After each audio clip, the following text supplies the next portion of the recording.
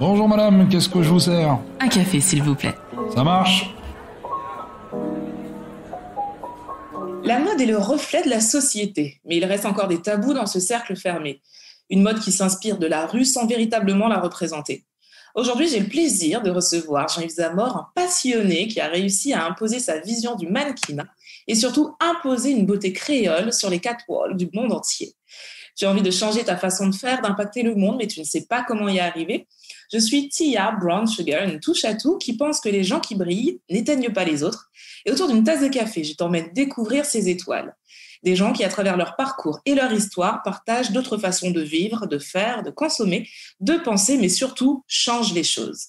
Si tu as aimé ce podcast, n'hésite pas à t'abonner, commenter, le noter, le partager pour m'aider à mieux le faire découvrir. Bienvenue dans ma pause café avec Tia. Bonjour Jean-Yves. Bonjour Tia, comment vas-tu? Ça va super bien, je suis dans une ambiance de Noël, là, tout va bien. En tout cas, déjà, merci d'avoir accepté mon invitation pour ce podcast. Je suis vraiment honorée de t'avoir. Je sais que tu es quand même très demandée, que tu as un emploi du temps surchargé, donc vraiment merci. Mais oui, c'est un plaisir de partager, de communier avec la communauté et puis de s'élever, de partager nos valeurs, nos éthiques, nos expériences et puis que ça serve à tout un chacun qui cherche à vivre de sa passion, à en faire un atout, une valeur ajoutée, un axe de différenciation qui soit porteur. Exactement, et c'est totalement l'idée de ce podcast. Alors, on va commencer par une question simple qui va un petit peu nous mettre dans l'ambiance du podcast. Toi, t'es plutôt thé ou café? Plutôt café, la preuve. Ah, moi aussi. Très bien, ça me va. Donc, on se fera une pause café comme c'était convenu. Alors, pour mieux comprendre l'homme que tu es aujourd'hui, on va remonter quand même le temps pour voir un petit peu ton évolution. Comment tu te définirais en tant qu'enfant? Quel genre d'enfant étais-tu? J'étais un enfant curieux, turbulent et très sensible. Et je pense que c'est cette sensibilité qui m'a fait développer ces capacités dans la mode, parce que j'ai grandi avec une grand-mère couturière, un père biologique qui était un petit peu mannequin et qui faisait son beau gosse, son adolescence. Donc, du coup, j'ai grandi dans cet univers. J'ai grandi dans les jupons de mes grands-parents, de ma grand-mère, et puis dans les pieds de mon grand-père. Donc, du coup, j'ai vu les anciennes machines à coudre. Donc, j'étais fasciné. D'ailleurs, j'en ai récupéré 2 de chez mon arrière-grand-mère qui nous a quittés il y a de cela 2 ans. Mais j'ai fait un petit tour dans l'ancienne maison et j'ai récupéré des éléments de mon enfance et je pense que ce sont des choses qui ont une très, très grande histoire et j'ai envie de garder ces pièces pour les mettre dans ma maison, ma prochaine maison future. Et donc, je me définis comme un enfant antillais-guyanais, caribéen, profondément martiniquais, ancré dans sa culture locale. J'ai aimé vivre des choses extraordinaires, comme ça paraît peut-être simple, mais aller à la rivière pêcher avec mes cousins, laver les chiens, aller à la chasse aux pigeons et aux merles, vraiment, c'est courir dans la savane, aller manger des icaques. Donc, vraiment, c'est une enfance. Et les soirées tempêtes avec pâté corned beef. Exact, c'est vrai.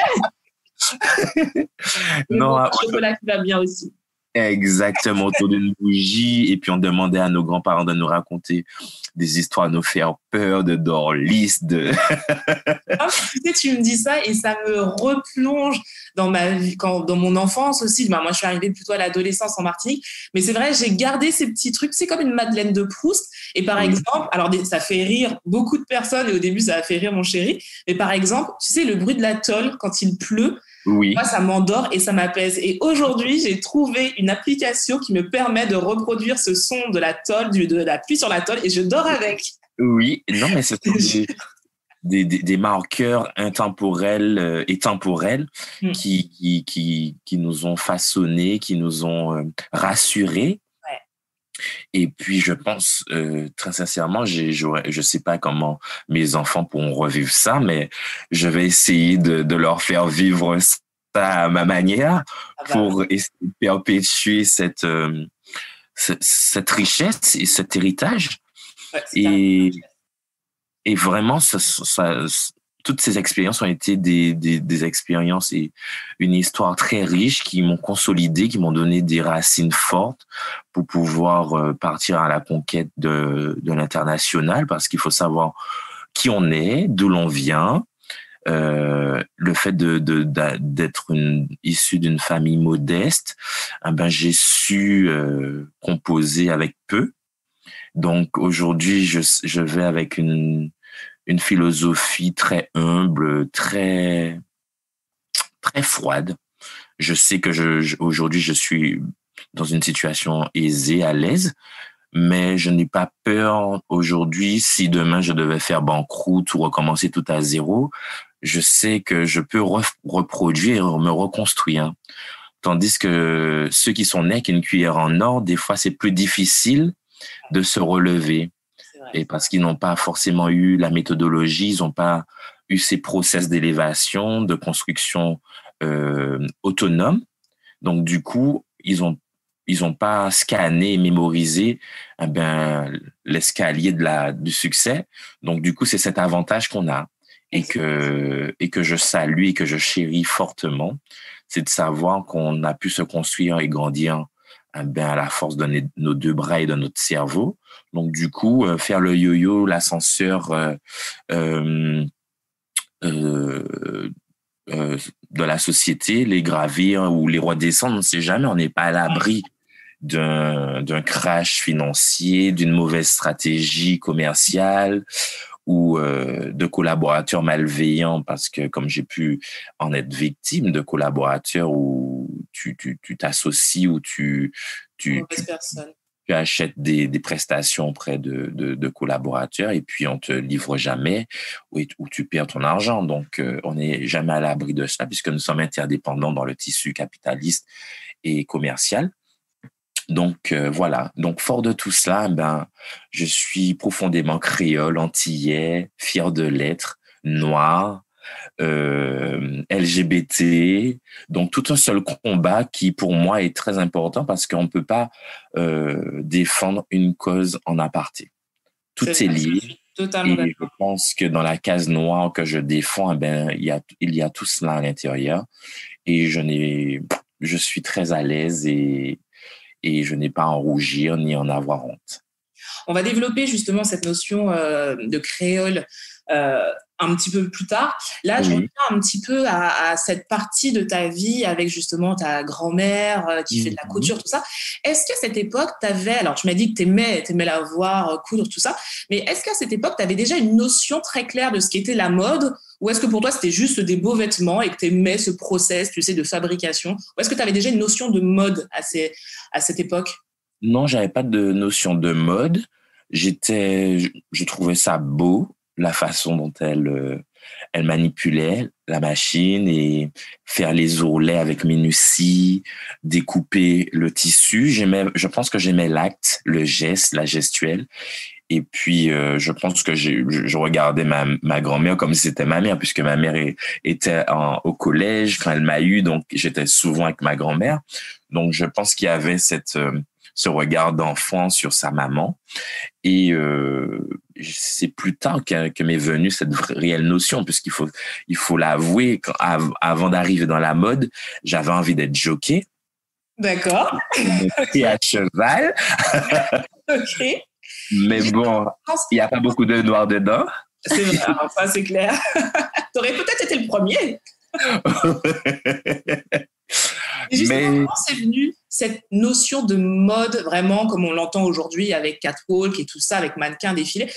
Est-ce que tu te souviens du moment précis où tu t'es dit « ça, c'est ce que je vais faire, ça, c'est ce que j'aime ». Est-ce que tu as encore cette image-là ou non? Ça s'est construit au fur et à mesure. D'accord. Donc, le premier grand amour que j'ai eu, Donc, tu vas en rire, mais tu vas sourire également. C'est quand je suis tombé sur une paire de talons de ma grand-mère et de ma tante. Et donc, je pense que ça m'a intrigué. Je regardais comme un joyau que je découvrais. C'est génial. Et je l'ai, par curiosité, je savais pas qu'est-ce que c'était. J'ai vu la chaussure, j'ai vu le talon. Je devais avoir 6 ou 7 ans. Je regardais comme un bijou. J'étais émerveillé et je l'ai enfilé. Et bizarrement, j'étais à l'aise naturellement dedans. Okay. J'ai fait quelques pas avec et j'ai trouvé mon centre de gravité comme si c'était une évidence. Et puis après, ça ne m'a pas attiré plus que ça puisque j'étais très turbulent. Je me battais avec mes cousins. On faisait des batailles de mango. Non, j'étais vraiment bagarreur. J'adorais les emmerder. Donc, du coup, j'étais dans une enfance des plus normales. Bon, normales. J'aimais jouer aussi à la Barbie avec mes cousines. Donc, il y avait cette ambivalence. J'étais très à l'aise à jouer à la Barbie, les coiffer et tout ça, autant où je pouvais me battre avec mes cousins ou aller faire des câlins pour pêcher des crevettes. Donc, je naviguais déjà sans le savoir entre les deux genres et j'étais vraiment à l'aise. Et donc, c'est quand j'ai pris la décision de laisser la banque et me former dans le maquillage et dans l'esthétique. J'ai été assistant maquilleur et donc en allant backstage maquiller, j'ai rencontré des mannequins sur des shootings, j'ai rencontré des agents. Toujours en Martinique? Non, à Paris. À Paris, quand je vivais à Paris. Ça, c'était entre 2005 et 2007. OK. Et donc, du coup, j'ai rencontré cette profession. Je suis tombé à la rencontre de l'univers de la mode, du mannequinat. Je lisais déjà un peu des magazines comme Glamour, Elle, Marie-Claire. Et donc, j'avais déjà cette sensibilité visuelle, des belles coupes, des belles matières. J'avais une tante qui était mannequin aussi, donc je vivais à travers elle sa féminité, sa success story de mannequin. Donc, je regardais les anciens magazines, je me nourrissais de tout ça. Elle me racontait cette grande période où elle avait commencé en même temps que Naomi Campbell. Okay. Donc, elle avait quitté la Martinique et elle avait essayé de faire une percée dans le national et international en métropole. Et donc, elle arrivait presque en même temps que Naomi sur le marché. Okay. Et puis, à un moment, il fallait qu'elle parte aux États-Unis, mais les grands-parents, tu sais, ils avaient peur de laisser partir, d'envoyer les enfants au loin et tout ça, sans savoir. Et puis, en plus, il y avait vraiment sexe, drogue, alcool sur ce métier, ces étiquettes-là. Donc, du coup, elle est restée en France uniquement et donc, elle n'a pas eu le potentiel de développement qu'elle aurait pu avoir parce que on l'a un peu bridée par peur. Et beaucoup de jeunes femmes qui avaient de forts potentiels aux Antilles ont été freinées par cette inquiétude des familles. Et donc, du coup, je pense qu'on est passé à côté de belles réussites du niveau de Mounia. Ouais, clairement. Qui a été l'une des seules rares avec Margaret Laoussé-Duvigny. Et donc, une fois que j'ai été bercé, un petit peu formaté, préparé par cette sensibilité et avoir cette attractivité, cette rencontre a été décisive parce que c'est là que je me suis dit, c'est ce métier que je veux faire et il faut que j'y arrive coûte que coûte. Donc, j'ai demandé... Maquilleur ou travailler dans la mode? Travailler dans la mode. Mais okay. Pour moi, comme il y a... Puisque la première question que j'ai pu poser à ces agents et ces bookers, c'est quelle formation? Tu sais, on est très, très français. Ou quel cursus il faut faire? Non, mais c'est vrai, hein? C'est vrai. Je leur ai demandé quel cursus qu'il faut faire, puisque moi, j'ai fait des études de commerce international, j'ai fait une BTS, licence. Après, je suis allé en certificat à cours du soir. J'ai passé mon CAP d'esthétique en candidat libre, j'ai fait une formation de spa manager. Donc, du coup, je me suis dit, bon, si j'ai déjà fait tout ça en formation, donc il faut que je leur demande quelle formation il faut que je fasse. Ils m'ont dit, non, il n'y a pas de formation, c'est inné. Il faut avoir une aptitude de manager l'humain et d'avoir cette vision de création d'image. Est-ce que ça t'a effrayé quand on t'a dit ça? Justement, comme tu le dis très bien, on est formaté à se former à quelque chose. Est-ce que quand on te dit non, c'est soit tu l'as pas, tu dis merde ou ok, cool. T'es dans quel état d'esprit? Ah non, j'ai dit c'est cool. J'ai dit bon, vous cherchez pas un assistant. Certains auraient pu se dire ah mais mince, et puis se poser beaucoup de questions par rapport à ça. Et toi, ce que j'aime dans ta façon de voir les choses, c'est de se dire non, cool, ok, moi j'y vais. Oui, et ça a été comme un coup de foudre. J'ai dit, je pense que j'ai fait une introspection. Je me suis dit, je leur ai posé un maximum de questions et en faisant ma checklist de mes aptitudes, je me suis dit, c'est vraiment ça.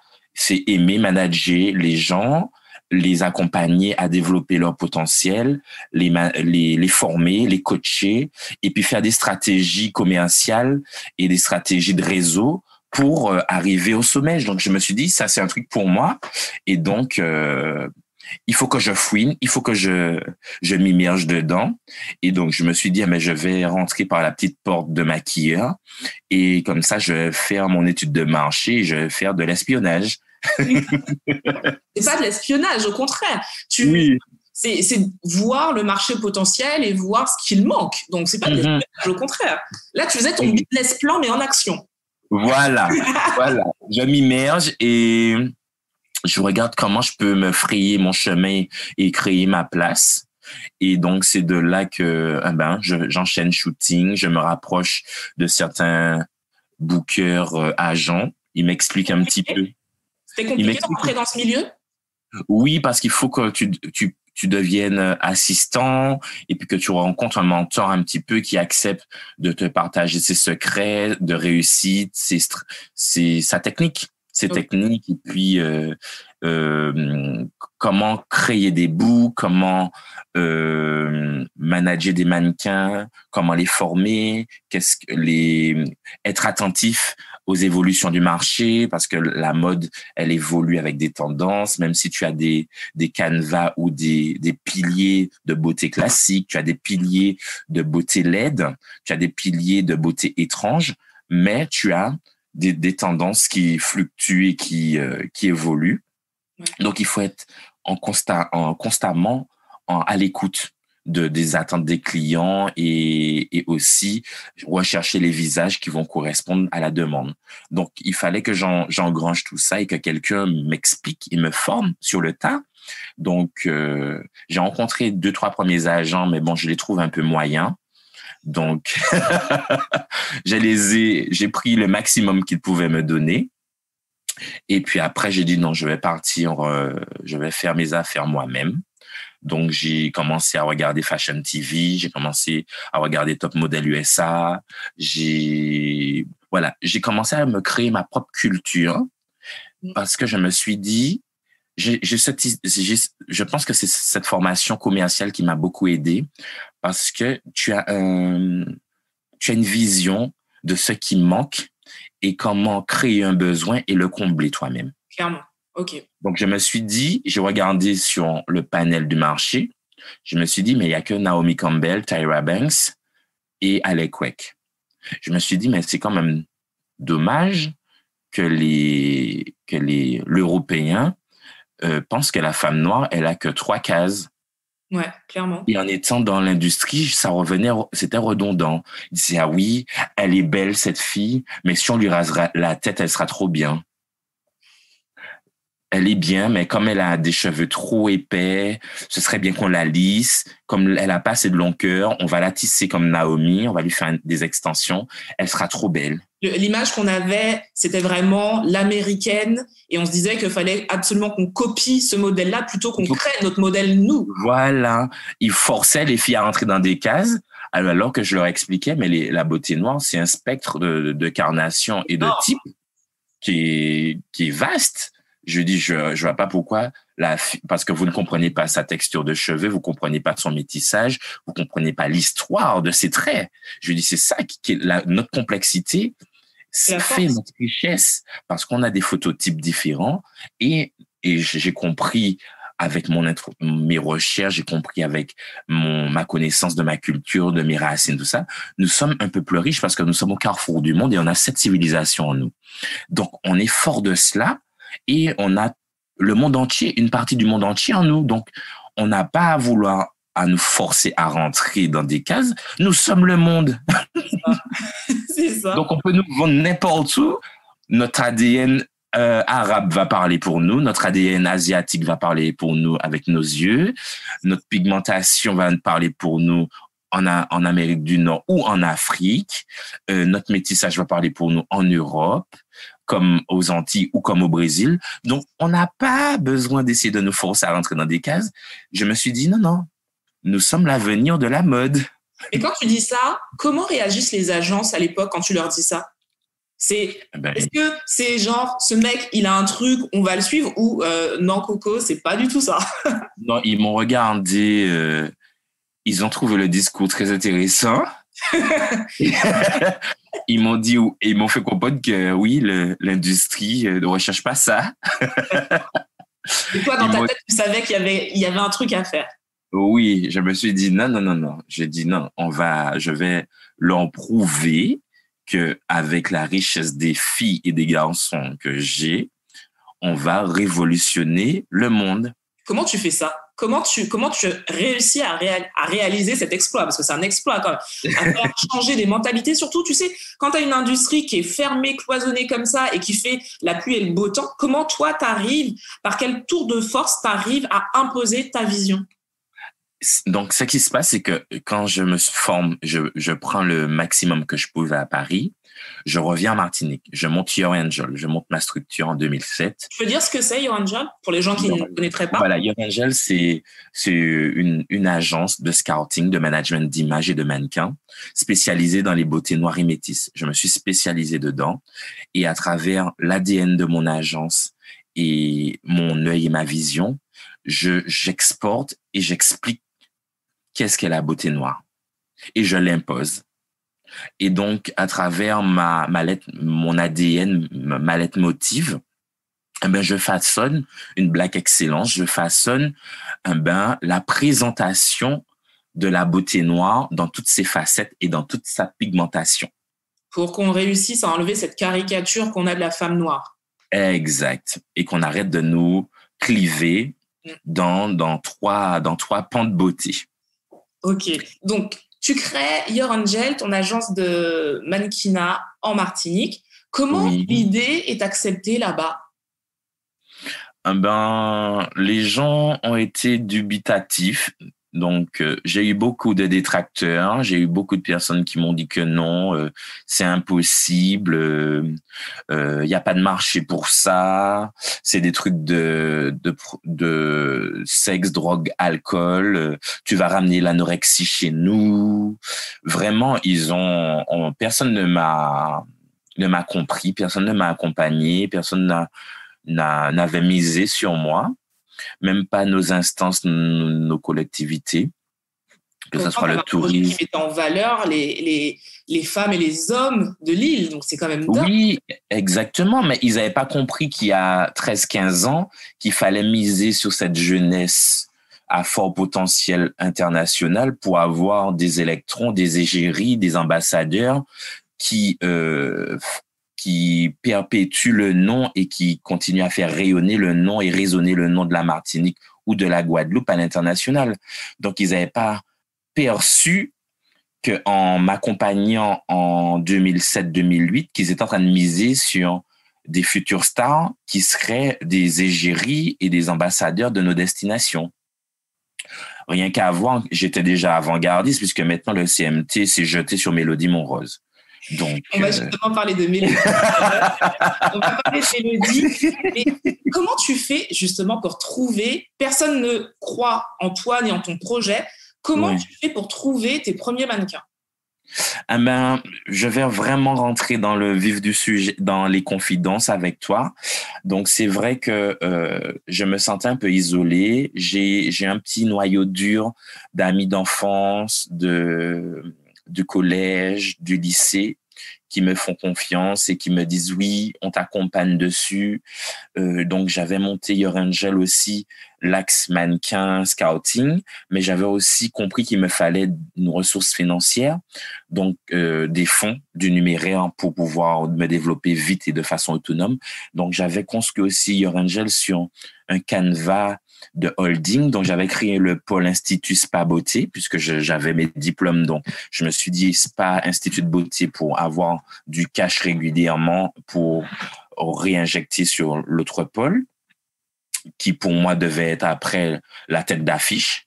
Et j'avais créé aussi un autre pôle qui était production événementielle où je créais les événements pour les gens, conceptualisais des lancements de produits, des défilés, des soirées. Donc, j'avais ces trois pôles qui étaient interdépendants et qui me donnaient une position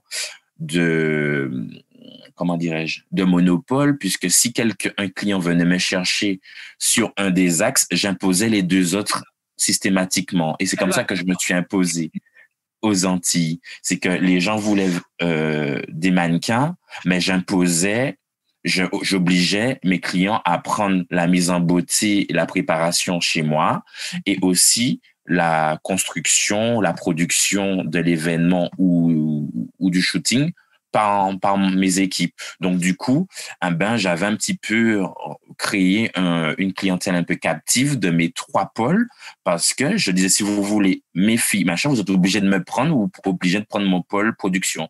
Et c'est comme ça que je me suis imposé sur le tissu local.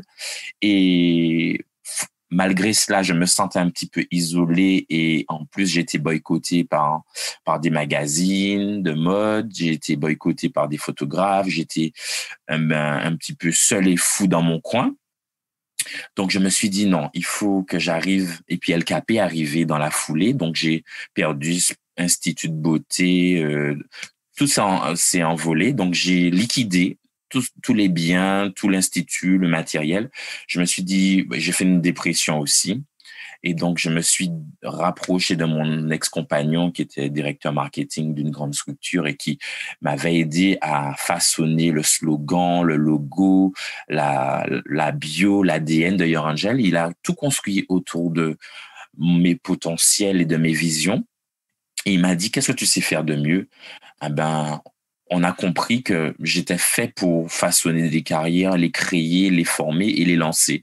Il m'a dit, investis tout sur Your Angel, la partie mode, mannequinat, et puis pars à la conquête de New York, pars te former, pars. Il m'a dit, je te donne pas le choix. De toute façon, tu n'as plus le choix, tu as tout perdu, donc c'est maintenant ou jamais pour rebondir. T'avais plus rien à perdre, t'avais déjà tout perdu. Oui, mais je suis déjà au fond du trou. Donc, c'est soit je me relève pour rebondir, ou soit je reste à pleurer. Et tu sais, c'est important de dire ce que tu viens de dire par rapport à cette personne qui t'a motivé, alors peut-être de manière dure, mais je pense que des fois, on a tendance à ne pas être entouré des bonnes personnes et à se retrouver seul face aux problèmes. Et c'est vrai que quand on est seul, la tête dans le trou, on n'arrive pas à voir notre potentiel parce qu'on a tout perdu. Donc, on a l'impression au contraire qu'on n'a plus rien, qu'on n'a même plus de qualité. Et c'est vrai que quand on est bien entouré, va y avoir ces gens avec leur façon de faire, qui vont nous relever. Ça peut être la manière dure, ça peut être la manière douce, mais ces gens-là vont être là pour nous dire « Ok, là, ça a foiré. Ok, là, t'es pas bien, mais tu peux encore. » Et c'est des gens qui croient en nous et je trouve que c'est tellement important d'avoir ces gens-là autour de nous parce que, comme tu l'as dit au début, des fois, ça va aller très bien, mais des fois, ça va pas aller. Et quand ça va, ces gens-là sont là et c'est cool parce qu'on a kiffé ensemble. Mais quand ça va pas, des fois, on a besoin de ces gens-là. Donc, c'est super bien de l'avoir souligné. Exactement. Et bon, j'avais un petit noyau très, très serré, mais qui a été un peu vital pour m'aider à repartir à la bataille. Et puis, j'ai eu un petit noyau de clients très fidèles qui, avec leurs propres moyens, m'ont aidé. Et c'est pour ça que les gens vont pas comprendre, mon affinité avec Marie-Jo du Casino Batelière. Elle m'a aidé à son échelle. Elle m'a donné, elle m'a sponsorisé. Elle m'a aidé pour mon premier voyage puisque je suis parti en Jamaïque parce qu'il y avait un grand concours de mannequins. Donc, je suis parti un petit peu en espionnage parce que cette agence jamaïcaine voulait me recruter pour travailler pour eux, mais j'avais senti dans les contrats qu'il y avait une arnaque. D'accord. C'est qu'ils voulaient que je travaille pour eux, que je ramène tous les Français des Martinique ou Guadeloupe que je trouvais pour eux et qu'ils les signent à ma place. Et ils me reversaient que 5% de tout l'argent qu'ils faisaient sur eux. Et donc, je me suis dit, je peux pas endosser une responsabilité parce que c'est là que mon esprit cartésien a bien pigé. C'est que je me suis dit, les parents me connaissent moi, donc je vais prendre leur gamme en Martinique, les emmener en Jamaïque, signer avec une agence en Jamaïque. L'agence jamaïcaine fait ce qu'elle veut, elle prend des risques ou pas, mais si on doit couper une tête, c'est la mienne. Et avec les Martiniquais, ils le font. Alors là... S'il y a un problème, c'est pour Bibi.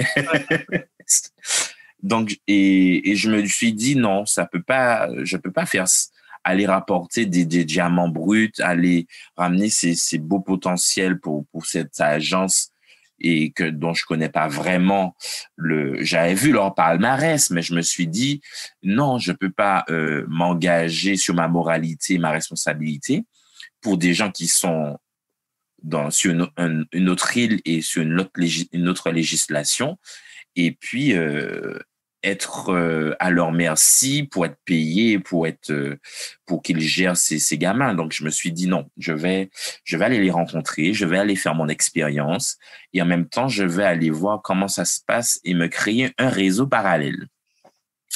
Donc mes chers partenaires, que ça soit Loulou Chaussures, que ça soit de Claudette qui avait une boutique qui s'appelait Juste pour lui, comment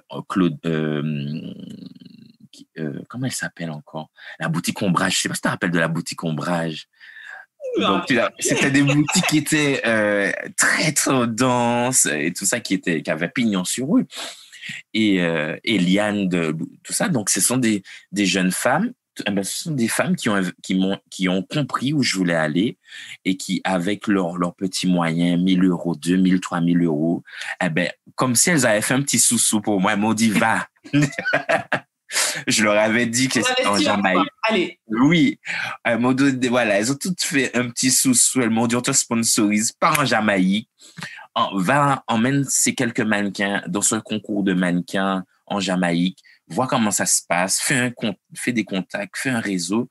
Et puis, si c'est là que ça doit se passer, vas-y, fais. Je dis, ma chérie, pars. Et donc, j'ai pu payer les billets d'avion pour aller en Jamaïque, l'hôtel. Et puis, c'est de là que j'ai rencontré cette agence jamaïcaine.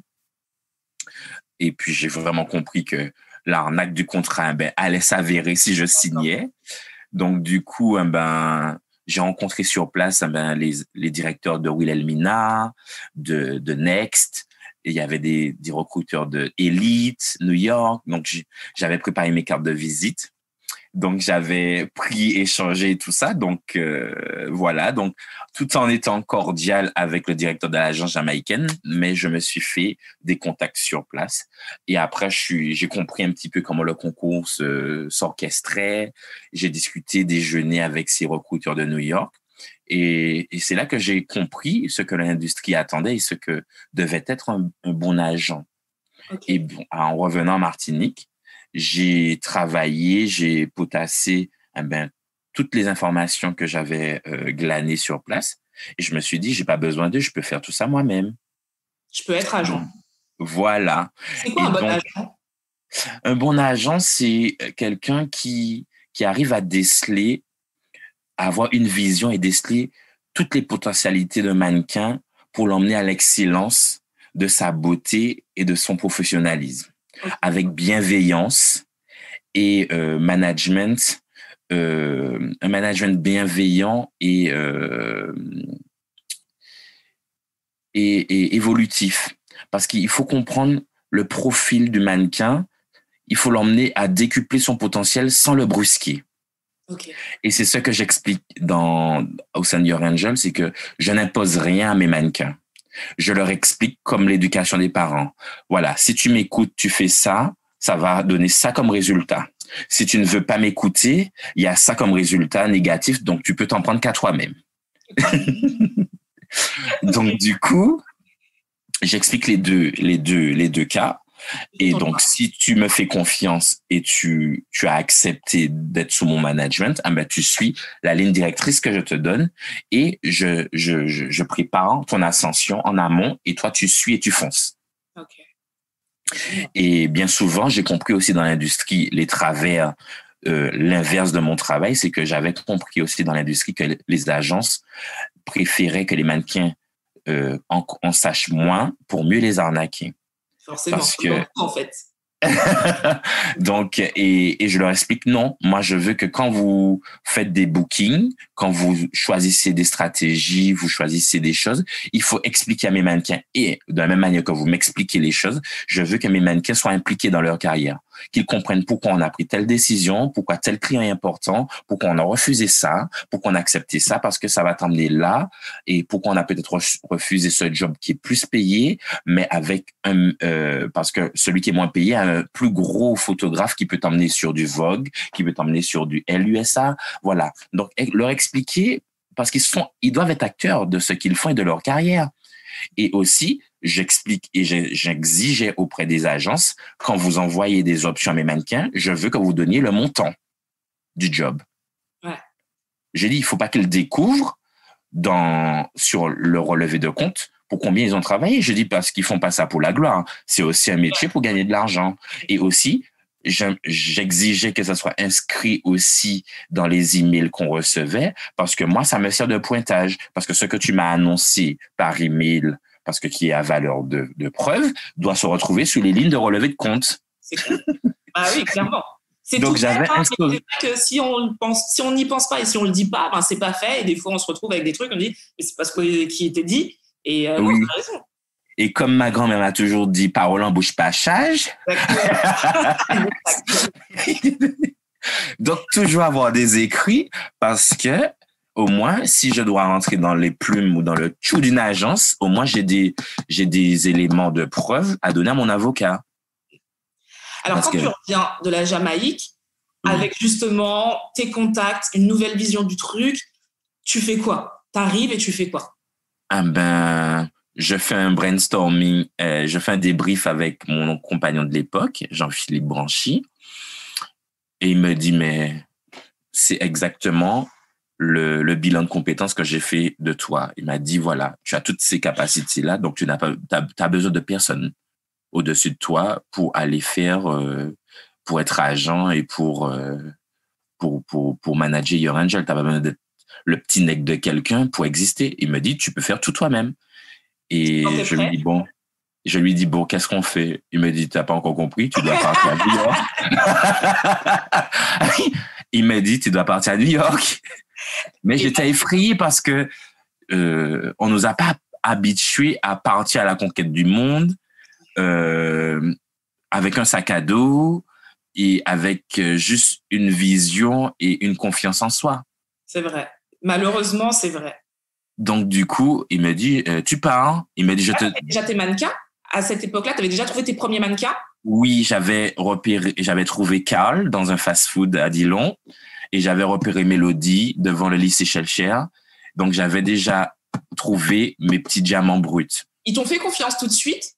Parce que le monde, on va dire, politique, culturel, ne t'a pas fait confiance. Est-ce que ces deux personnes-là, quand tu arrives et tu leur dis, voilà, moi j'ai ce projet-là et je sais que je peux vous emmener, mais vraiment loin, ils te disent OK, ou ils se disent c'est qui ce mec? Ça se passe non, comme les deux?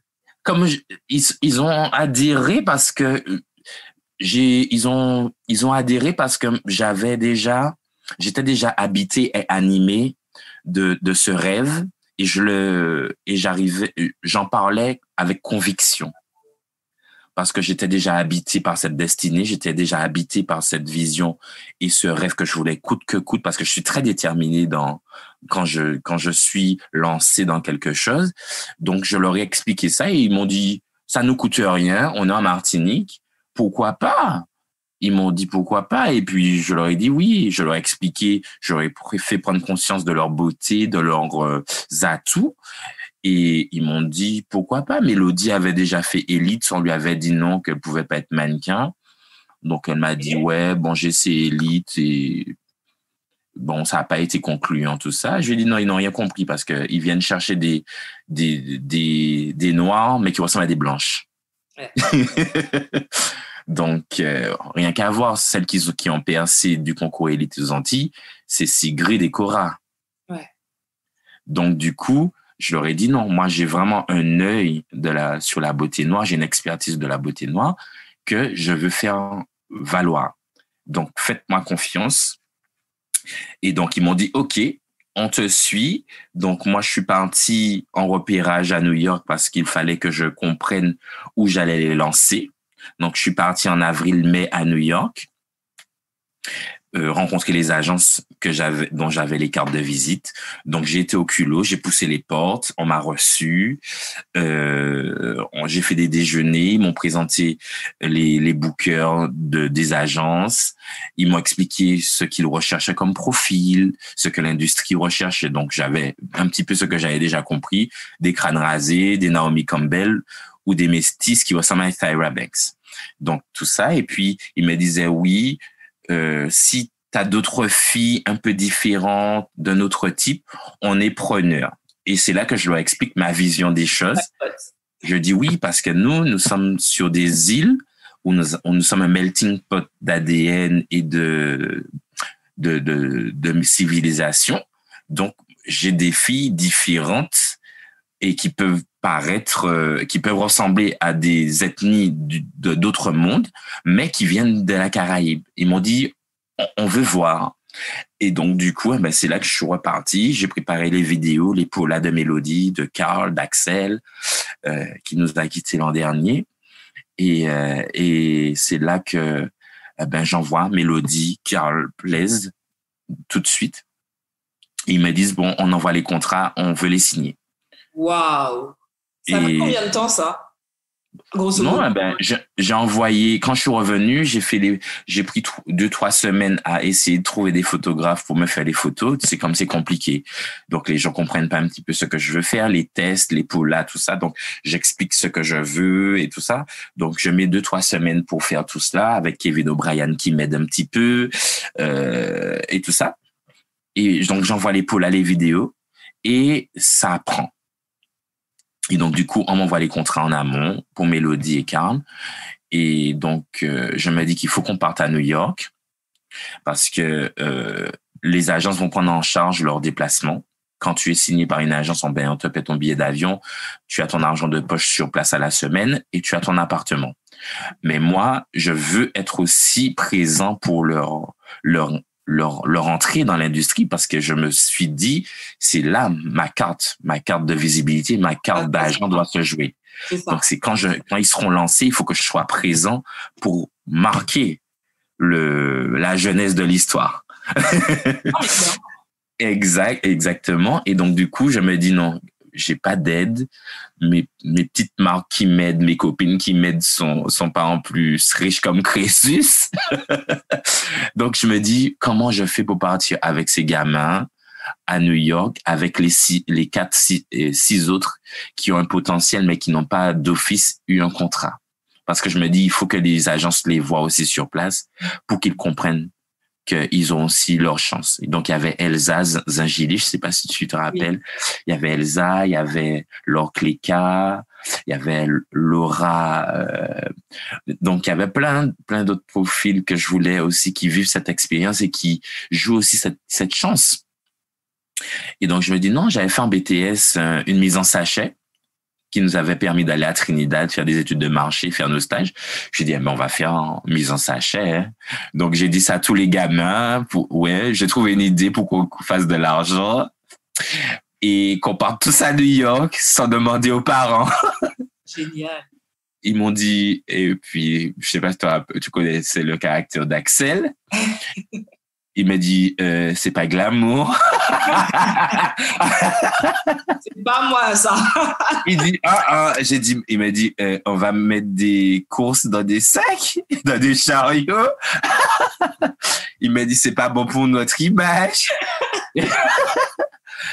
Je lui ai dit, chérie, si tu peux te payer ton billet d'avion et ton billet d'hébergement tout seul, tu es dispensé. Il m'a dit, non, ma maman ne va pas vouloir payer pour le mannequin. Donc, on va faire des sachets. Voilà. Donc, tout le monde mis en sachet. Même Mélodie était dedans, Carl, JS, tout le monde. Tout le monde. 7h, 19h. Non, mais c'est génial parce que je pense que... alors, je ne sais pas si Mélodie se rappelle de ça, mais je pense que dire que j'ai commencé comme ça, c'est génial. Oui. Bon, ils vont pas être... là où je suis un petit peu attristé, c'est qu'ils vont pas... Ils ont un petit peu oublié cette phase. Ils vont jamais l'énumérer ou en parler ou en témoigner. Là où je leur en veux un petit peu, c'est que on doit pas avoir honte de nos débuts. Parce que ça prouve aussi ça prouve la détermination, c'est-à-dire, OK, je veux ça, aujourd'hui, qu'est-ce que je peux faire pour y arriver? Ben, c'est ça, OK, déjà, c'est pas honteux. Et puis, ça montre que même si le métier que je veux faire a cette connotation prestigieuse, glamour, comme dirait Axel, mais pour y arriver, je suis obligée de passer par là. Et OK, j'y vais. Et je trouve que c'est tellement bien de montrer cette facette-là parce que ça prouve qu'on se bat, quoi. Oui, et je leur ai dit ça parce que ça m'avait un peu blessé et piqué de voir que mais bon, après je me suis dit mais c'est des gamins.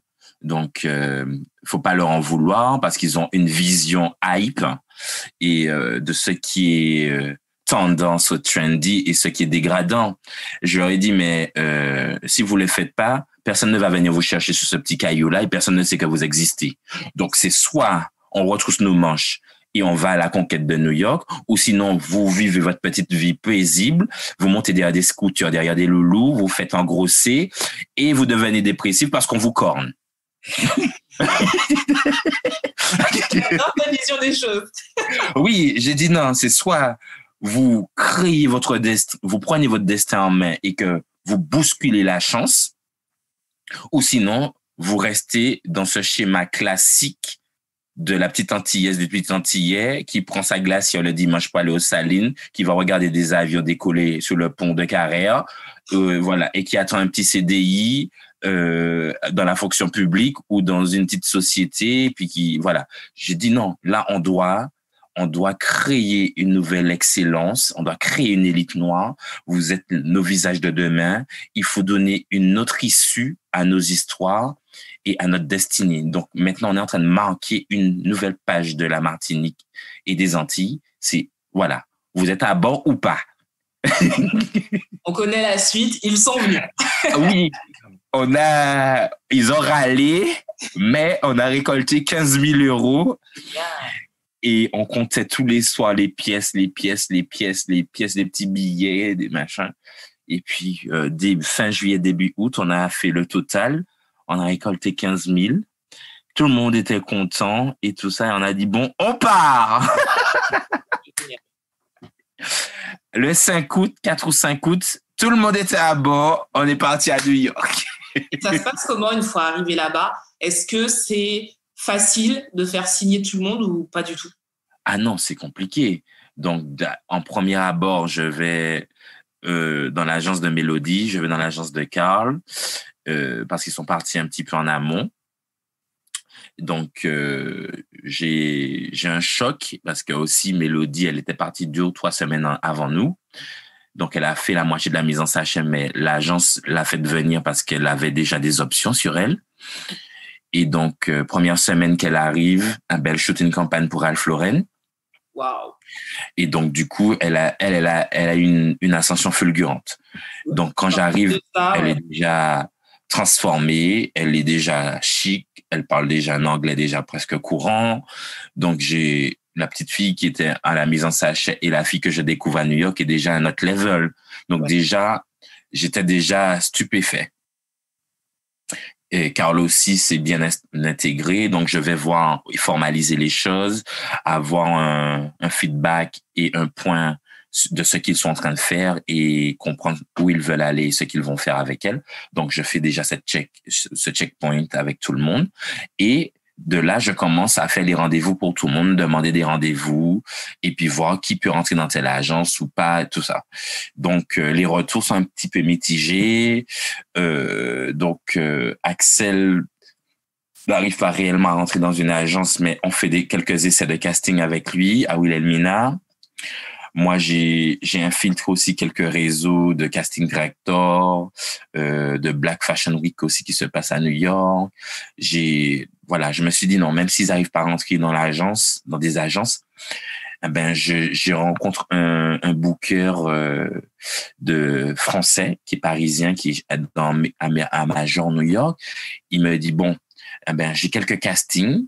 Bon, même s'ils sont pas dans mon agence, mais je vais te donner les castings et puis envoie-les et puis regarde ce que ça peut se faire, ce qui peut en découler. Donc, c'est comme ça que même si les autres ne sont pas signés dans des agences, mais j'arrive à leur avoir des castings et ils arrivent à faire quelques défilés, quelques petits jobs à New York en parallèle. Et je leur dis, ne soyez pas déçus, mais c'est une première expérience qui va faire que on va déboucher sur autre chose et on va prouver aux agences qui vous ont pas signé qu'on a une matière qui est en train de se créer et que si en direct booking, on arrive à vous mettre sur des défilés, des petits jobs de campagne bijoux et du e-commerce en direct, c'est que si eux, ils vous prennent, ils pourront faire encore plus. Donc, on doit prouver l'existant. Donc, ne soyez pas défaitistes. On se retrousse les manches. Moi, je suis derrière mon ordi. Je contacte des gens sur de l'Instagram, du Facebook, sur leur site internet. Je prends les adresses et donc je me crée un portefeuille de casting director et j'envoie les profils, les polas, des petites vidéos et comme ça prend un petit peu. On arrive à faire du $300, du $600. On fait du cash et puis voilà, on crée notre intendance dans l'appartement et puis tout le monde part avec sa carte de métro en casting et tout ça. Et puis, c'est comme ça qu'on arrive à se faire un petit réseau et puis se faire connaître sur New York. Et puis après, la Fashion Week de New York arrive, Carl et Mélodie explosent. Et puis, c'est là que mon nom commence à circuler, mon téléphone sonne et que je commence à rencontrer toutes les agences du monde entier. Quand tu envoies Mélodie et Carl, est-ce que... Alors, moi, j'ai suivi l'évolution de Your Angel et il y a aussi ce que je trouve génial et qui est une très bonne idée, tu mets à la télé, sur les réseaux sociaux, tout ce qui est défilé, sélection, tout ça. Donc, on peut voir comment tu crées un peu ces modèles. Donc, il y a une vraie formation, que ce soit dans la façon de marcher, tout ça. Mais est-ce que à cette époque-là, Mélodie et Carl avaient déjà eu cette formation ou est-ce que c'est vraiment avec le temps que tu as amélioré le projet ou est-ce que tu savais que dès le départ, il fallait qu'il soit au taquet, qu'il soit au top? En fait, la question, c'est quoi un mannequin et est-ce qu'on est mannequin ou est-ce qu'il y a vraiment un travail à faire? Mélodie et Carl, je les ai formés avant tout à bien marcher, à savoir poser, d'avoir le registre de base pour bien poser. Okay. L'attitude et tout ça. Mais ils se sont formés comme moi-même sur le tas. C'est que quand je les ai lancés, je n'avais pas encore de référentiel. Donc, on va dire qu'ils étaient ma génération zéro, ma première génération de mannequins sur lesquels je me formais en même temps qu'eux. Mais je leur avais donné cette niaque et je leur avais dit d'être irréprochables et très professionnels. Donc, je leur avais donné cette ligne conductrice. Et puis on a grandi ensemble dans l'industrie et c'est de mon expérience et de mon vécu de ces deux que j'ai établi une fiche de poste entre guillemets. et un bon mannequin, c'est un mannequin qui est irréprochable sur son image, qui est à l'écoute de son environnement, qui comprend de façon caméléon et avec un don d'acteur ce que les clients attendent de lui et lui livre l'image, le storytelling qu'il attend de lui. Et donc, c'est ça, c'est être un caméléon, un petit peu schizophrène, se détacher de son moi intrinsèque pour louer son image et chaque parcelle de son corps. Donc, c'est un vrai travail psychologique, physique, mental, qui est au quotidien et qui demande une vraie force de caractère, une vraie force mentale.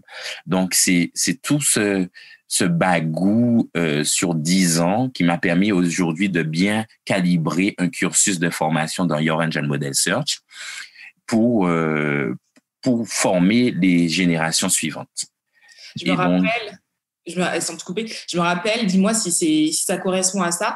Est-ce que tu te rappelles de l'album de Beyoncé, Sasha Fierce, où elle expliquait que justement, il y avait Beyoncé qui était la maman, qui était la femme de Jay-Z, mais il y avait Sasha Fierce qui était cette femme sur scène, qui était capable de tout et qui des fois, justement, Beyoncé, c'est comme si Beyoncé n'était plus Sasha Fierce, c'était deux personnes distinctes qui faisaient des choses dans le même corps peut-être, mais qui arrivaient à se dédoubler pour, à un moment, une action, faire ça. Et c'est ça, en fait. Exact, c'est ça. On devient un moi marketing, un moi professionnel pour l'industrie de la mode.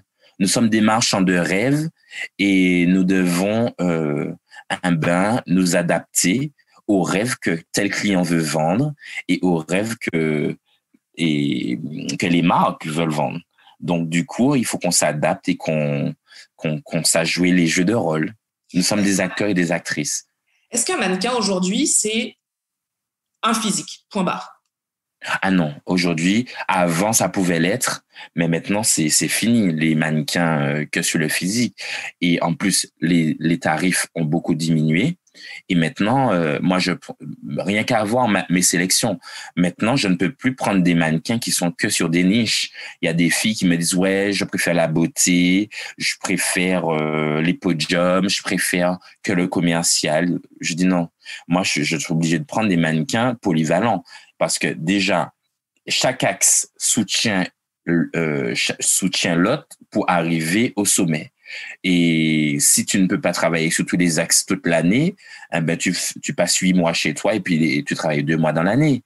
Donc, non, aujourd'hui, je suis obligé de prendre des filles qui puissent être autant des tueuses sur les podiums, comédiennes et actrices pour faire des campagnes publicitaires, que ce soit en spot télé ou en papier glacé, et qui puissent être de bonnes vendeuses pour du catalogue et du e-commerce en ligne.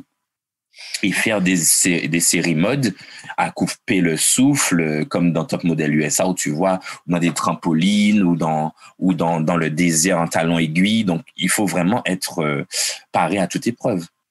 Justement, je trouve que Mélodie correspond totalement à ce mannequin multifacette. Je trouve cette femme sublime. Est-ce que tout le monde, n'importe quelle belle femme peut devenir une future Mélodie Monrose? Oui, comme je l'ai expliqué, j'ai vraiment eu une belle introspection et une belle analyse de tout ce que j'ai vécu avec elle et Karl. Et malheureusement, elle a été la génération 0, mais il fallait bien commencer avec une première génération. Et je pense qu'elle en a un petit peu souffert parce qu'aujourd'hui, je pense qu'elle voit, elle a compris qu'elle n'a pas eu ce que j'ai apporté à celles qui sont venues après. Mais en même temps, tu as aussi appris avec elle aussi. Ouais, exactement.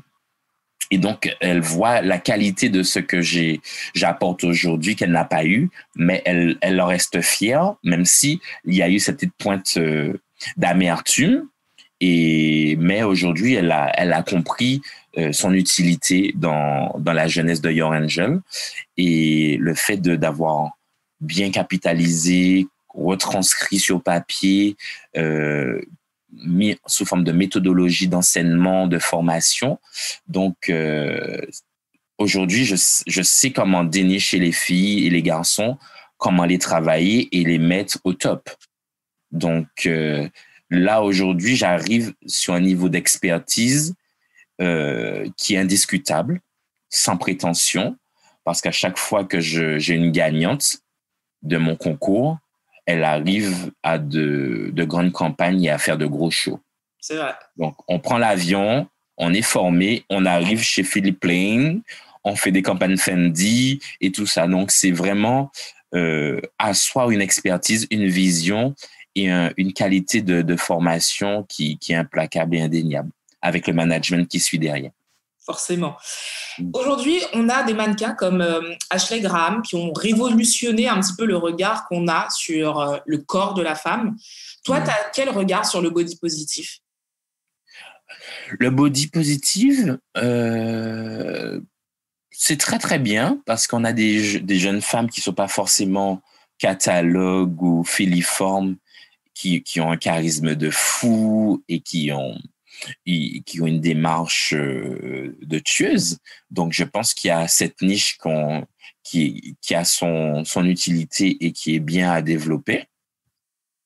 Et puis, je pense que toutes les femmes ont besoin de représentativité et puis d'identification. Voilà. Je pense que cette ouverture arrive à point nommé et va mettre un peu plus de piment dans ce sexiness Non, mais c'est vrai. et dans cet univers glamour et qui révèle enfin les multifacettes des morphologies. Et donc, c'est avec excitation que j'attends vraiment cette ouverture à fond de cette niche, parce que pour l'instant, je suis pas encore dans le plus size ou le girl next door profile, parce que pour l'instant, c'est pas encore à 100% viable, parce que le but, c'est pas de prendre des plus size ou des filles qui sont un peu comme Ashley Graham et puis les lancer à New York et puis elles mangent des pâtés de l'eau. Le but, c'est vraiment envie d'une vision sur une carrière qui va se développer. Exactement. Donc, pour l'instant, je pousse pas beaucoup parce qu'après, ça se retourne contre moi. Hein, parce que quand tu dis, tu vas faire de la fille, tu vas en faire une top et que, voilà, elle a 2 castings, elle fait 2 jobs dans l'année et puis elle voit qu'elle compte elle compte son découvert, elle compte les cachets qui tombent qui lui sont virés. Après, elle te disent oui, que tu lui as vendu du rêve, tu lui as menti, tu as vendu un rêve irréalisable. Donc, du coup, je ne veux pas m'aventurer sur ce terrain. Quand je sentirai que ce sera porteur et qu'elles pourront vraiment gagner comme les filles très, très minces que j'ai, eh ben, je vais le développer à fond parce qu'il y aura de réelles opportunités et elles pourront vraiment en vivre.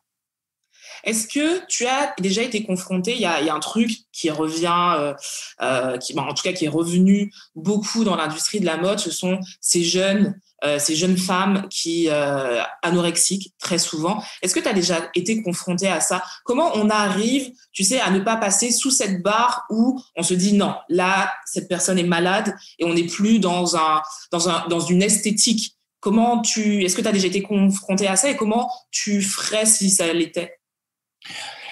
C'est très bien d'aborder ce problème d'anorexie parce qu'il faut comprendre que c'est vraiment une micro-goutte dans l'industrie de la mode et sur le volume de mannequins. Il faut savoir que l'anorexie, c'est d'abord une maladie mentale qui n'est pas liée au mannequinat, mais qui est, pour l'avoir lu et étudié, ce sont des distorsions de représentation, des traumas dans le tissu familial qui font que ces jeunes filles se projettent sur cette représentation de la silhouette parfaite et filiforme.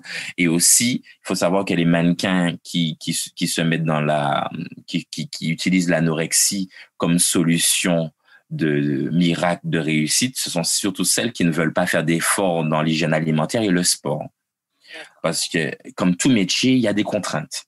On peut pas vous payer 10 000 € la journée si vous n'avez pas de contraintes non plus. On vous demande d'être toujours belle et mince à pouvoir sauter dans un avion et rentrer dans une robe en 34. Donc ça demande une rigueur comme des sportifs de haut niveau. Donc ce serait trop facile d'être payé grassement s'il n'y avait pas de contraintes. Ce serait injuste. Donc on vous demande de faire du yoga, du pilates, de faire du cardio pour garder cette silhouette qui répond à des standards de patronage. Parce qu'il faut savoir que quand on confectionne des collections, le mètre de tissu a un coût. C'est comme dans les restaurants, les portions sont calibrées et sont calculées pour un rendement. Donc, le patronage des vêtements, des collections ou tout ça sont calculés au métrage parce qu'il faut savoir, c'est pas péjoratif, mais si on fait des vêtements plus size, ça veut dire plus de tissu, donc ça coûte 2 fois plus cher. Donc, du coup, les standards de patronage sont sur du 34-36. Donc, on demande à toutes ces silhouettes de pouvoir rentrer dans ces collections qui ont des coûts qui sont managés, calibrés et encadrés, et qu'on puisse aussi changer une silhouette, une couleur ou une forme, qu'on puisse transposer le look sur n'importe quelle fille parce qu'elles sont toutes calibrées des mêmes proportions. Mais donc, c'est pas une idée farfelue que les designers se sont dit, oui, on veut des filles très minces et tout ça. Non, c'est vraiment qu'on répond à un besoin de gestion de coûts et aussi de présentation de silhouettes sur les podiums. Donc, du coup, on a ce besoin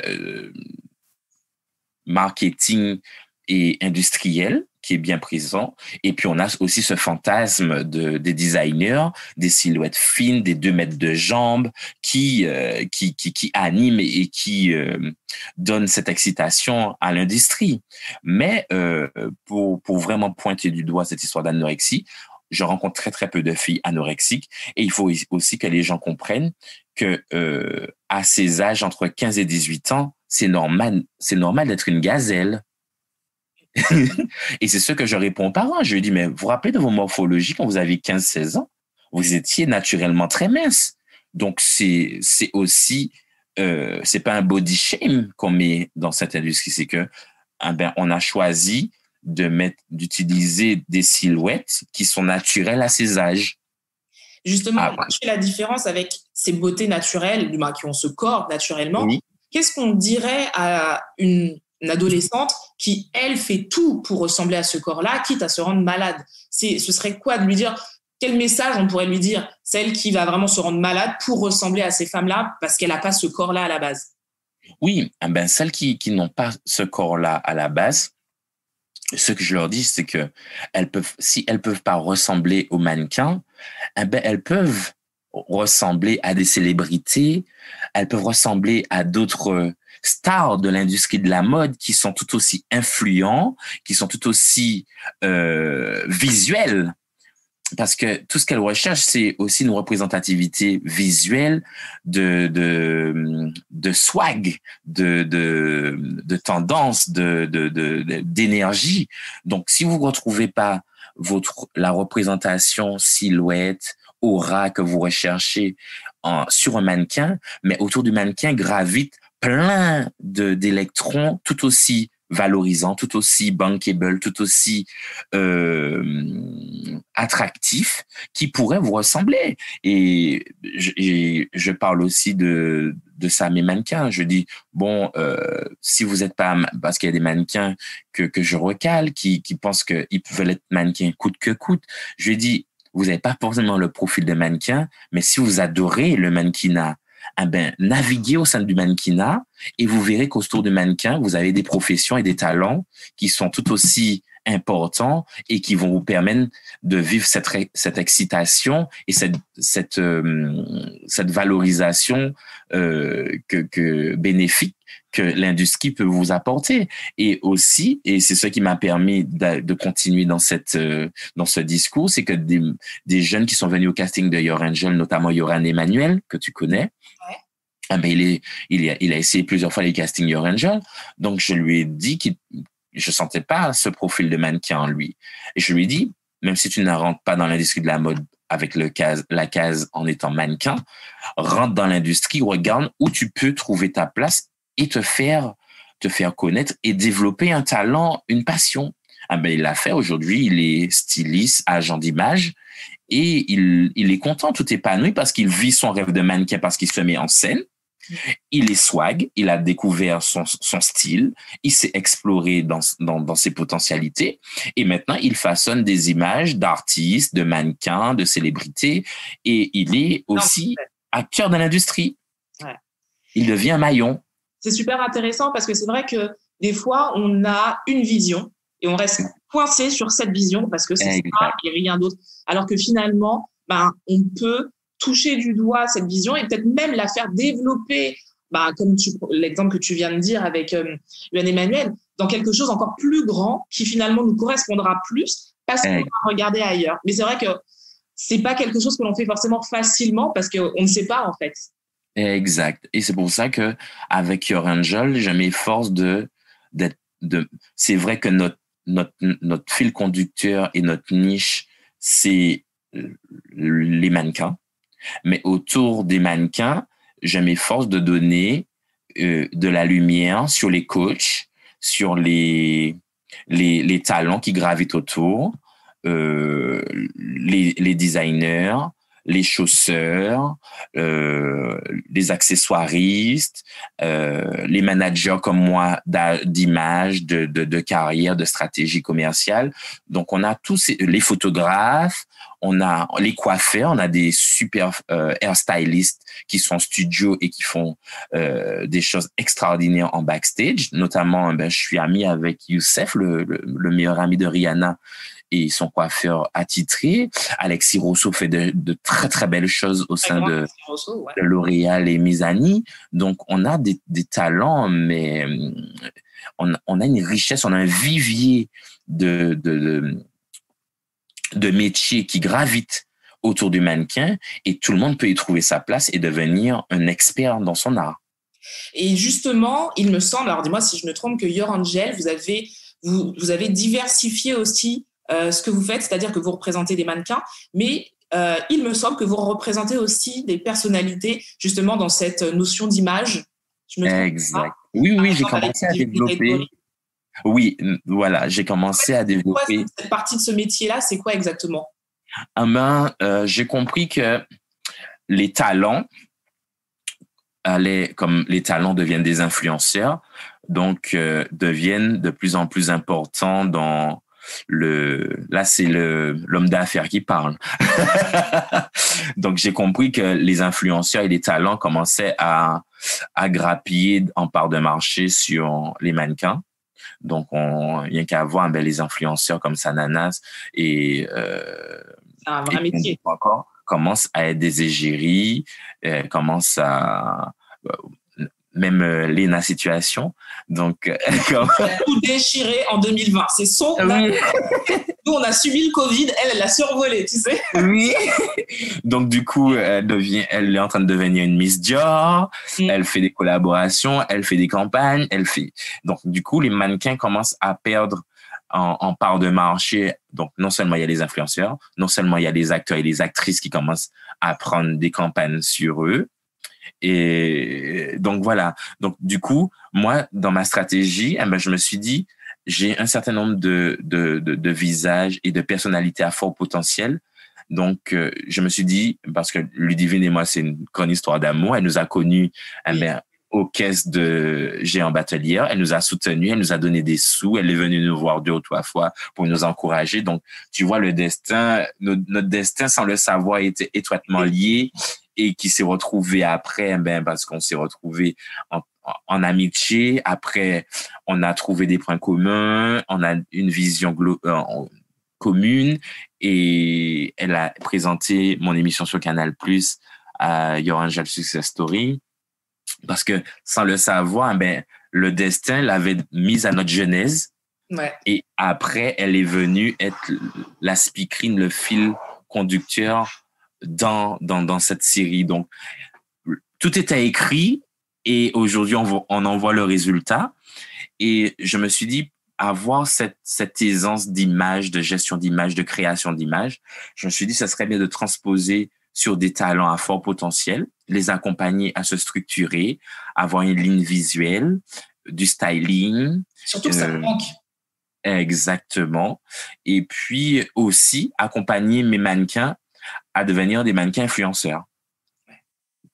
Parce qu'il ne suffit plus d'être une bonne catwalkeuse ou catwalker, il faut avoir du bagou, il faut avoir des valeurs à défendre, il faut avoir de l'éthique, il faut avoir un discours cohérent, il faut avoir un esprit critique et d'analyse, il faut avoir de l'à-propos, il faut avoir un certain nombre de choses pour être consistant et exister à part entière comme une marque, un label sur la toile digitale.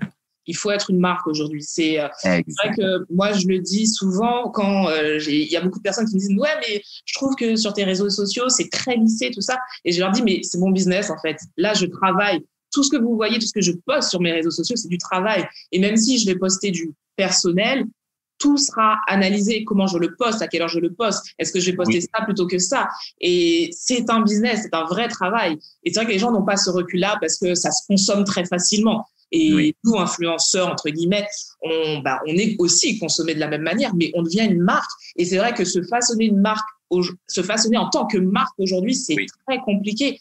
C'est très, très compliqué parce que c'est un métier. Et c'est ce que tu fais. Et c'est pour ça que, voilà, je prends le temps de leur expliquer. C'est compliqué parce qu'ils sont jeunes et ils n'en voient pas tout de suite l'intérêt, l'enjeu. Ouais.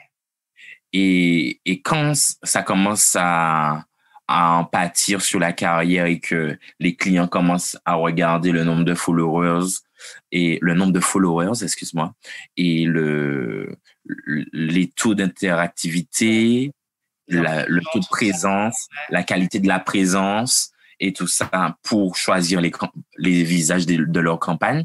Donc, c'est là qu'elle commence à comprendre qu'effectivement, il faut être plus présent sur les réseaux, il faut être plus percutant, il faut être catchy, il faut être drôle, il faut être pertinent, il faut une qualité de poste et voilà, il faut cet ensemble-là et voilà, c'est à force de voir des campagnes passer sous leur nez parce que d'autres peut-être moins belles mais plus fun, plus catchy et tout ça. Donc du coup, là, il commence à se dire ouais, peut-être qu'il faudrait que je commence à combler cette lacune. Mais c'est à force d'avoir quelques petits échecs et de faire l'analyse que j'arrive à les impliquer et les motiver. Mais sinon, c'est pas évident. J'imagine. Je crois que c'est la plus longue interview que j'ai eue, mais c'est tellement, j'adore t'écouter. J'adore t'écouter. En plus, c'est super passionnant ce que tu dis. Je vais te poser les 2 dernières questions. Comment on fait pour intégrer Your Angel, que ce soit la partie mannequinat ou la partie, comme Ludivine Rétori, on va dire personnalité. Comment oui. Pour intégrer Your Angel la partie mannequin, moi, je suis très sélectif sur les valeurs, l'éducation. J'ai déjà licencié, radié des mannequins qui étaient très, très beaux et qui pouvaient me rapporter, mais qui m'ont manqué de respect. D'accord. Parce que pour moi, c'est très important la loyauté et la reconnaissance. Je suis d'accord avec toi. Donc, du coup, quand on rentre à Your Angel, je dois sentir une réelle motivation, un réel intérêt. Non seulement il faut avoir les proportions, les mensurations et la détermination, mais je pense qu'on a besoin d'un socle fondamental qui sont les valeurs et l'éducation. Okay. Parce que tout ça compte. Tout ça compte parce que ça va aussi me donner les prémices de savoir à quelle sauce je serai mangé. Ah oui. Donc après, mais ça c'est l'expérience qui parle. Parce que tu te dis, bon, prends-le quand même, parce qu'il est beau, il a un potentiel à te rapporter. Mais tu sens déjà qu'il y aura un problème avec le caractère et les manières. Donc après, quand t'en mordes les doigts, quand tu as lancé la personne et qu'elle te dit fuck you et qu'elle te manque de respect, et c'est pour ça que maintenant, même si tu es très belle et tu es très beau et que tu peux être bankable, je vais pas t'emmener au sommet parce que tu vas me manquer de respect et que après tu vas me dire fuck you parce que le travail sera déjà accompli. Donc, je ne vais pas t'aider à monter parce que demain, je sais que tu vas me trahir. Donc, voilà, cette sélection est ainsi faite pour la partie mannequinat, mensuration, valeur et loyauté et photogénie. Et pour la partie talent, je pense que c'est une question d'affinité, d'ouverture d'esprit et d'intelligence intuitive. Parce que les talents, il faut qu'ils comprennent que, comme les célébrités qu'on a, j'ai vraiment envie de faire des célébrités de chez nous qui peuvent être exportables sur le national et qui peuvent avoir vraiment une carte à jouer sur leur axe, Que ce soit, j'ai déjà repéré, pensé à des chanteuses, pensé à des humoristes et tout ça. Mais on a un petit hic, c'est que les gens ne sont pas flexibles mentalement. On n'a pas été éduqués comme ça. Exact. Et donc, du coup, je me heurte à des... Ils sont déjà formatés d'une telle façon qu'on ne peut pas forcément les façonner pour les rendre bankable, pour les rendre attractifs, les rendre interviewables, les rendre travailler une image. Ouais. Une fois que tu les emmènes sur un autre terrain d'image, ils sont pas à l'aise et ils refusent. Voilà, il y a cette réticence de changer l'image, il y a cette peur d'évolution, il y a ce manque de flexibilité qui me bloque. Donc du coup, pour l'instant, je suis qu'à Ludivine Rétori, ça me va très très bien parce que je pense qu'elle a compris.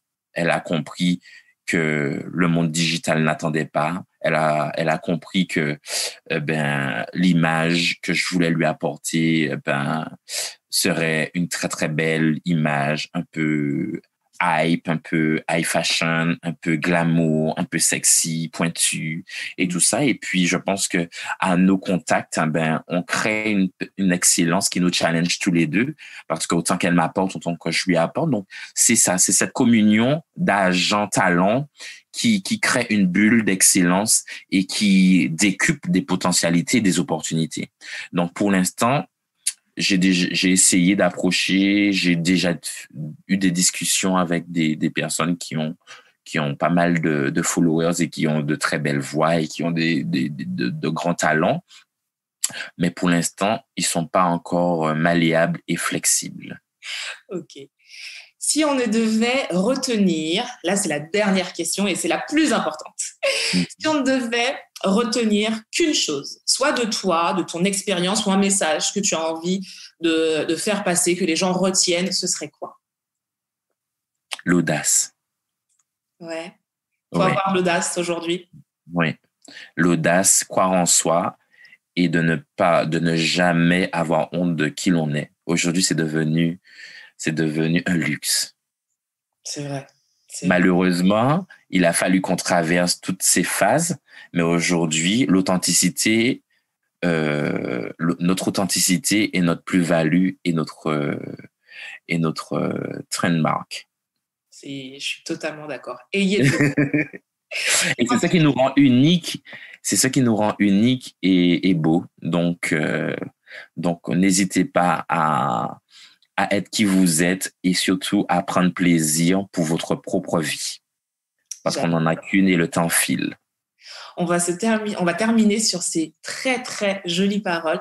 Merci pour ce moment, pour cette pause café. C'était juste génial. Mais j'adore t'écouter. À chaque fois que je fais quelque chose, t'es le premier invité parce que voilà, j'aime ton énergie, j'aime ton audace, j'aime la vision que tu as de nous Antillais, et j'aime cette volonté de vouloir nous élever parce qu'il manque justement des gens comme ça qui ont envie de nous élever parce que on est tout petit vraiment au milieu de l'océan et personne ne nous attend et ils ont raison parce que voilà, ils ne nous doivent rien, mais toi tu as vraiment cette volonté de faire de nous quelque chose de très grand et je trouve ça juste génial. Donc merci pour tout ce que tu fais. Merci de m'accueillir aussi. Et puis toi aussi, je te suis. C'est bien cette didactique, ces notions de repères, de décryptage que tu mets aussi autour de la femme noire, autour de son vécu, de son rapport aux cheveux, son rapport à sa pigmentation, parce qu'on a besoin d'être éduqué pour savoir dans quelle ligne directive qu'on va. Donc, toi aussi, tu contribues à l'échiquier. Donc, voilà, on va arriver à être number one. On nous a pas partagé la recette du succès. On nous a pas montré comment gravir les échelons et les marches. Mais je pense que cette nouvelle élite qu'on est en train de créer, on va arriver à faire un hold-up de notre destinée. À vous qui nous écoutez, je vous remercie d'être là chaque semaine. Retrouvez ma pause café avec Tia tous les mardis, que ce soit sur iTunes, Spotify, Apple Podcasts et aussi sur Instagram. Je fais de très très gros bisous et je vous dis à la semaine prochaine.